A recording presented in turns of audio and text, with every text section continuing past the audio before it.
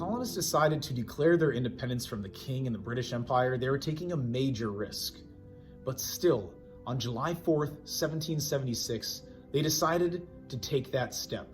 They decided to leap into the unknown by declaring independence from the king and the British Empire. Now, when they created this document right here, they used a lot of words that we're not really familiar with anymore. So you're going to hear some of the original text from this document, and you're also going to hear some translated version so that you're able to understand it a little bit better. Now, you're certainly able to go and check out the original wording if you'd like, but I'll be using some of the translated version. Here is the Declaration of Independence. Huzzah! Huzzah! When in the course of human events it becomes necessary for one people to break up with those who control them, to dissolve the political bands which have connected them with another, to assume among the powers of the earth this separate and equal station to which the laws of nature and of nature's God entitle them. A decent respect to the opinions of mankind requires that they should declare the causes which impel them to that separation. In other words, they should tell them why they're breaking up with them. Hey Ben, the right of the people to control their government. We hold these truths to be self-evident, that all men are created equal, that they are endowed by their Creator with certain unalienable rights, that among these are life, liberty, and the pursuit of happiness. The very reason we have man-made governments is to protect these rights, not to interfere with them. Whatever power governments have, they get from the people. When a government stops protecting the rights of its people, then the people have the right to change the government, or even to shut it down completely if it gets too bad. The new government will be organized with laws to protect, not threaten their safety and happiness. Now, it's not smart to just change a government for silly reasons. And in fact, history shows that people are more likely to put up with unbearable evil, they even get used to it, than they are to correct the problem. You know the saying, put a frog in hot water and he'll jump right out. But put him in cool water and gradually turn up the heat, he'll fry to death. But when it becomes obvious that a government is trying to take away people's rights and make them powerless, it is their right. No, it is their duty to overthrow the government and start a new one to protect their rights for the future. The colonists have acted like frogs in a slow-boiling pot. But now is the time for them to break free from their connection with England. King George III of Great Britain has repeatedly violated the colonists' rights with the purpose of enslaving the colonies. Now, to prove this, we're going to list all of the terrible things that the king has done to us. These are the tyrannical acts of the British king. He prevents laws from being passed which are necessary for the benefits of the colonies. Tyrant! He won't let governors in the colonies pass laws until the king himself tells the governor it's okay. But then, he never says yes or no to the laws, so it is impossible for colonists to make laws. Tyrant! He wouldn't pass laws for large districts of people unless they gave up their right to have their own colonial government. Only an abusive king would do this. Tyrant! He calls men together to make laws in the most inconvenient of times and places, so that they won't be able to discuss the new laws. Tyrant! He shut down colonial governments like New York and Massachusetts for standing up to his abuses. Tyrant! He didn't allow other people to be elected after he shut down the colonial governments, and that made the colonies vulnerable to attacks from outsiders and unable to deal with problems with the colonies. Tyrant! He won't let new settlers come to America. He won't let foreigners become British citizens. He won't let the settlers take over new lands. Tyrant! He wouldn't give the colonies the ability to create their own courts. Tyrant! The king alone got to select and fire judges. He also said how much they would be paid. So judges had a strong motive to do what the king wanted rather than following the law. Tyrant! The king sent a lot of government officials to enforce his decisions.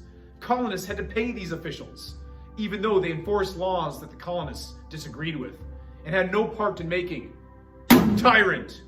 And without asking the colonists, the king sent his army, not police, but soldiers, to keep order in the colonies, even when there was no war.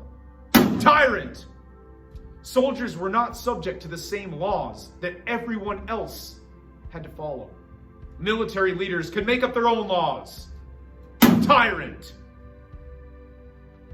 The king pretends that colonists took part in creating the laws they have to live by, but he's imposed lots of laws that the colonists did not approve of, including when troops were moving from one place to another, they could stay wherever they wanted, even in people's homes. Soldiers who murdered colonists were put on trial for show, but they were never really punished. The king did not allow colonists to buy and sell things from people in other parts of the world. And the king taxed colonists, but the colonists didn't have a say in parliament. No taxation without representation. Some people who were accused of breaking the law, they were never given trials. Instead, the representatives of the king just punished them. People who were accused of breaking the law could be taken far away for trial, even when the case against them wasn't very strong. When the king couldn't control the colonists the way he wanted, he expanded the boundaries by nearby territory controlled by Great Britain as a way of making sure that the Patriots could not extend their influence. The king shut down the colonial governments. He got rid of laws important to the colonies and changing the whole way the colonies had been governed. And the king replaced laws that were created by the colonists with his own laws. The king has given up charge of the colonies by not protecting them and declaring war against them. One responsibility of the king to his subjects was to protect them when they were attacked. In this case, he didn't protect the colonies, he attacked them. The British troops, they fought in ways that were sometimes cruel. Also, the king is sending over these hired German soldiers, they're called Hessians, to fight against the colonists. And the British forced the colonists who were captured at sea to fight for the British against their will and forced them to fight against their friends and family. And the British encouraged the Native Americans to fight against the Patriots. The Native Americans can be merciless and attack women, children, and people of any condition. So these are the efforts of the colonies to avoid separation. The colonists have tried to deal with the king in a pleasant manner, but they were only punished more. A king that does such things is a tyrant and is not qualified to rule the people. The colonists also tried to work with Parliament. The colonists complained to Parliament about making laws without their approval. The colonists explained that part of the reason they came to America was for important opportunities and freedoms. But Parliament, like the king, didn't listen. Therefore, the colonists, out of necessity, must break away from England. Their former English brothers will be their enemies in war, but in peacetime, they hope they will be their friends.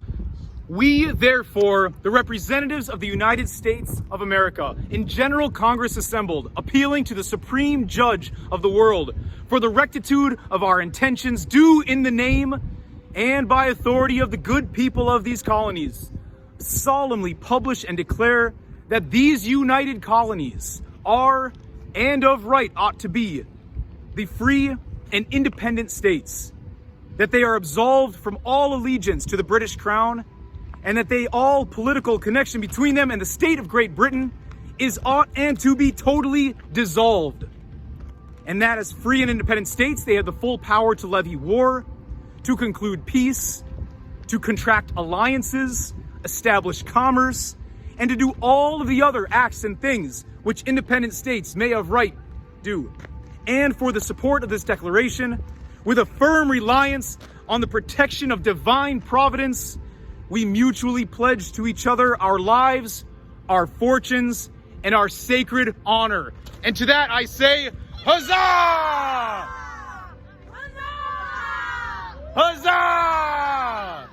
And with that, those men decided to sign their name to this document that they were going to send it to the King of England. They were going to declare their independence, and they knew that this was an act of treason.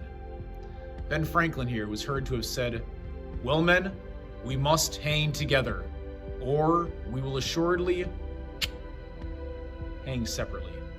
He knew that the punishment for treason was death, That's why this document is so important, that these men decided to risk their own lives to declare their independence from a tyrannical king and to start this new nation. Huzzah! Huzzah! Huzzah!